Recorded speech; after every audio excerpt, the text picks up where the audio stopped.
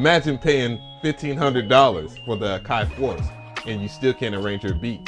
Where's that update? It's here now. Traptendo. What is going on, guys? Y'all guys, I want to hear from you in the comment section, by the way. Do you think that AKAI released this on purpose, like at this specific time because of another device that was out? I want to hear from you guys in the comment section as my dog crawls on my shoulder.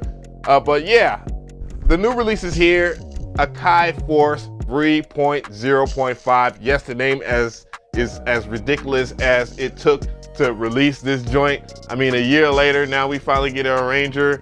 I have to be critical of AKAI like I am critical of everybody else. But yeah, it's finally here and I'm happy. And now we can stop with all of the bitching on Facebook, IG, and wherever else you want to bitch.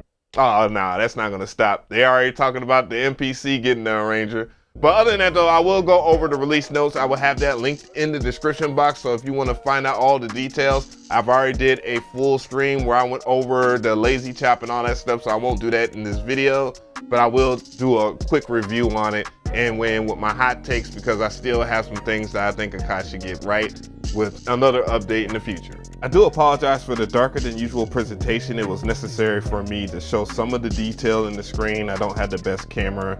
So either way, we are here with the AKAI Force. For those who are brand new to it, if you are an Ableton Live head, yes, this is just like Ableton Live with the 64 pad layout, and you can launch your clips.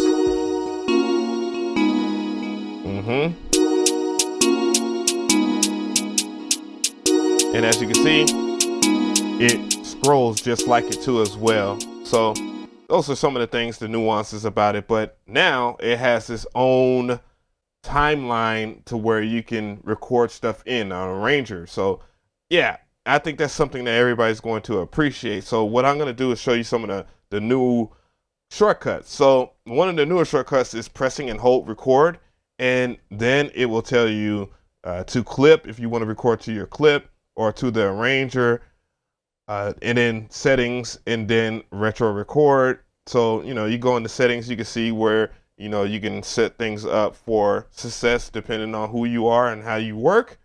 And also you have your matrix too as well, just like Ableton Live where you have your 8 clips or whatever, and you can go beyond that, to be honest, per row. And yeah, it has some really cool stuff about it. The arranger is something that I want to show you. You have to hit menu to go to your arranger. If I want to record into this arranger here, I would have to hold shift and record. So let me go ahead and launch a clip real quick, and let's go ahead and hit shift and record. You want to make sure that you turn loop off when you're recording. That's something that wasn't told in the video, and there's also other things too as well that you want to be able to set up. So let's go ahead, shift, record,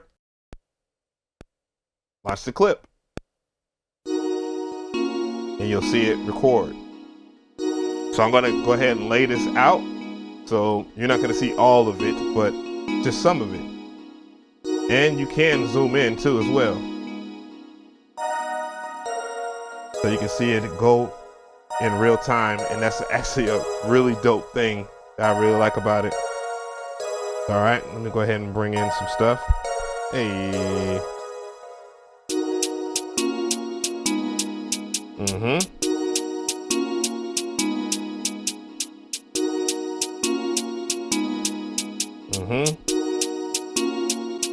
All right, let's bring in the meat.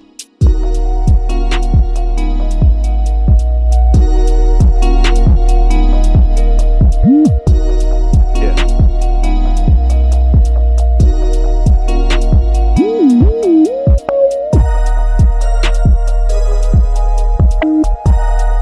All right.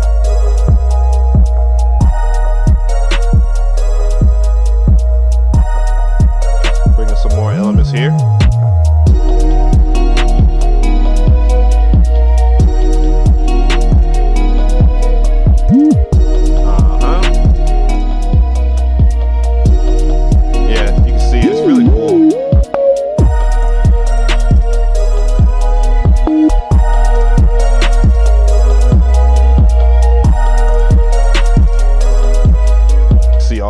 Being recorded in here. I really like that. And then stop it whenever you want.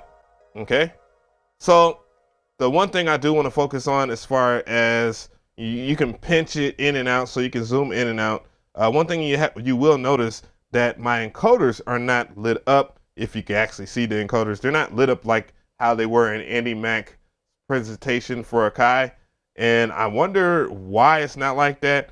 I've done a couple of things here. I pressed knob and held it down, and when I held it down and whatnot, I saw that you really can't do much of anything. It just tells you send one, send two, or whatever. The knobs, you can kind of assign them or whatnot. So press and hold is just something that you just got to get really familiar with.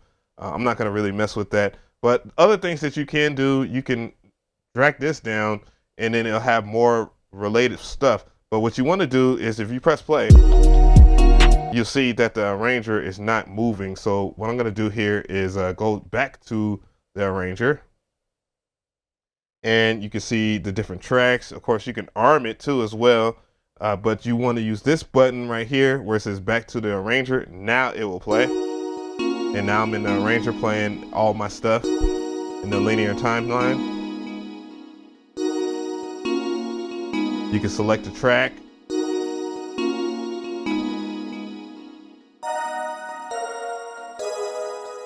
And so forth. There are some other options too.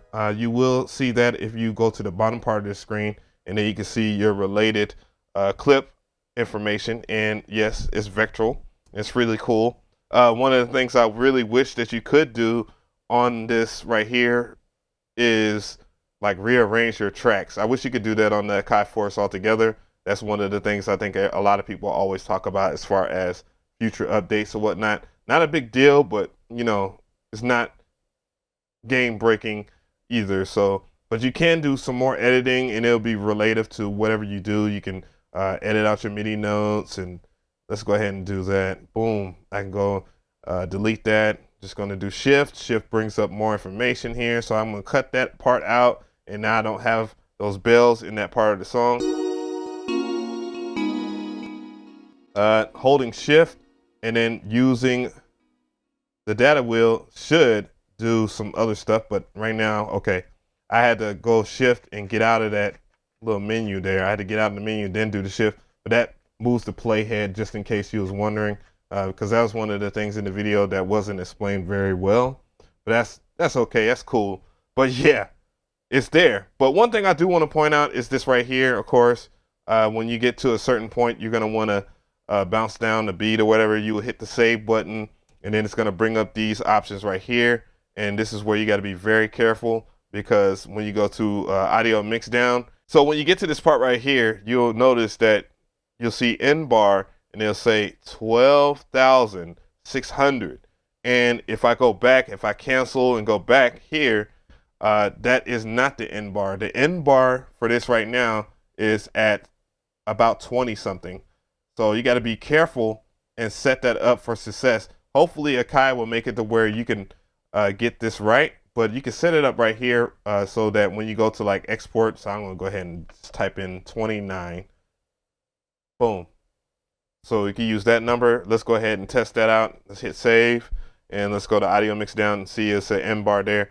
Make sure that you export it. I spent an hour and some change exporting a track, and it ended up being like 4 gigs, and it took forever, and we didn't realize why it was doing that, and now I know. If you want to loop things, you can loop things too as well. And yeah, you just set it up just like you would a normal loop, and just set it up for success. You can move it around. You can also set up your time signatures too, and you just hit up to TC right here, and then you can set it up, and that's important to when you have to trim audio. Also, if you long press, if you long press, sometimes it's weird. You can double speed, half speed, pitch quantize. They didn't talk about that either in the video. And you can bounce to sample, and you can bounce to audio track. You can do a lot of this stuff right here. And you know, if you want to do any time stretching, you can, and that's pretty cool. Speaking of which, let's go ahead and visit the time stretching, so I have another project open. This is something I did on the live stream too as well. Hey.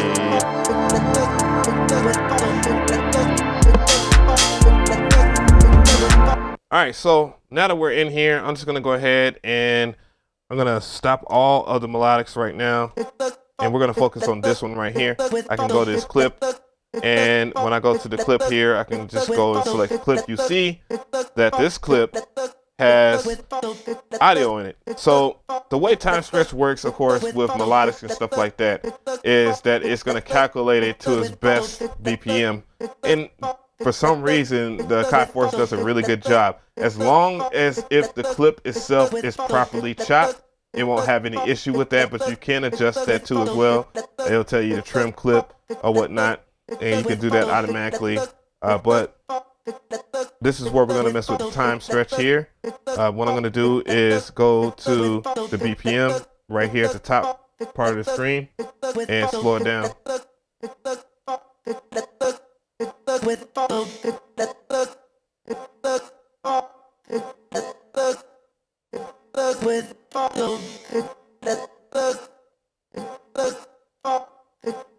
The time stretch itself is okay, but it's there. And if that's one of those things that is a key part of your production, you don't have to worry about that being an issue for you. Yeah. So yeah, you don't have to really worry about time stretching being a big issue. It could be better, to be honest, and yeah, hopefully they will improve it. What I'm gonna do here is just go on to another feature, and that is in the menu here. You just hit your menu and then go to macros, and you can actually set up different macros of anything. What you need to do to utilize this probably to its fullest capacity is actually load up some effects. So, you know, if you load up any effects in any of these slots in your mixer, then you'll be able to control them too as well. That is something I really haven't explored because I'm really into the arranger more than this, but you know, I'd rather just bring it up in this video than not talk about it at all. But if I go back over here into my macros, I can set up macros to anything, to be honest. You can set up macros to your crossfader, and you will just hit whatever, go to track, plug in, and you can control the mixer, pan, send, and you can send it over here to your fader. You can send it to a specific parameter. These are things that you want to learn how to do and use. And you can set it up to your X and Y pad too as well, just by hitting this plus sign and going down the different macros that you have, so that you can do that a little later. I will link you to Andy Mac's video or AKAI's video that Andy Mac did. And you also can set them up to your pads too as well, which I find that to be very cool. All right, so I got another track pulled up now, and what I'm gonna do is launch it. Hey. And I'm gonna go and select this track right here because it's the drum track. I'm gonna go into my notes mode over here, and then you'll see, you know, basically your drums. And that's cool because you have it in your 16 pad layout, kind of like the MPC or Ableton Live, like if you have a drum rack. But there's a little bit more to that now. Hitting note again will bring up a whole bunch of stuff, which will seem like craziness. So you have 16 levels. So, and it goes by whatever sound that you select. And of course you can use select so you don't addition the sound while you press it. And that's 16 levels right there. Then you also have pitch. And then you also have filter. You can assign different parameters to this too as well. It's not just limited to that. So pressing shift and note will bring up this menu right here where it'll tell you velocity as played. You know, you can set up all your other stuff. So a lot of this stuff is behind a lot of shifting, and I'm not really a fan of that. And there's no excuse for that. But yeah, this has changed a whole bunch with all this functionality. But 16 levels, you can choose between either velocity, tuning, filter, layer, attack, decay, etc. And you can set up your different quadrants the way that you want. It says top left, top right, and then filter bottom. You also can transpose it too as well. So you can get some really cool performances from it. And this is something I want to explore with my music production. So therefore I got right back into the Force so I can see if I can change things in certain ways when it comes to production. for myself, not for everybody else, just for myself. But it's a cool feature nonetheless. It's worth mentioning that the AKAI Force can do multiple MIDI ins, and that's really cool because that means that you can send out multiple MIDI in, MIDI out, and et cetera, et cetera. For those considering buying the Force right now, I just want to give you a better look, a closer look to it as I unplugged everything. You have this right here, which your SD card slot is in the front, very helpful. And then you have your headphone port, which is a 1/4-inch headphone port with a knob in the front. And you also have your Q mix too as well. You see your pads and stuff like that. And then your encoders, which are also cool, where it's located. Do apologize for that. And then you also have a fader. The fader in itself, like I said before in my original review, they still haven't tightened up the fader curve, and that's something that I wish AKAI will tighten up in a future update so I can cut just like I would if I was using my baby over here, which has an NO fader anyways. But yeah, then you have your data wheel, and then you have your volume in a good location, but the record volume isn't in a good location, just in case y'all wondering my opinions on that. But either way though, it's pretty good. It's a humongous machine.